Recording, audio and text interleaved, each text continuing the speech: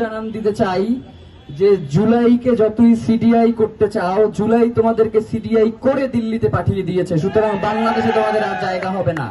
নারায়ে তাকবীর, আল্লাহু আকবার, নারায়ে তাকবীর, আল্লাহু আকবার।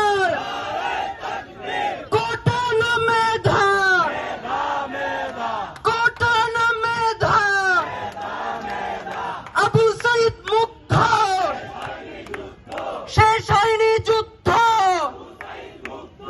আপোষ না সংগ্রাম, ক্ষমতা না জনতা,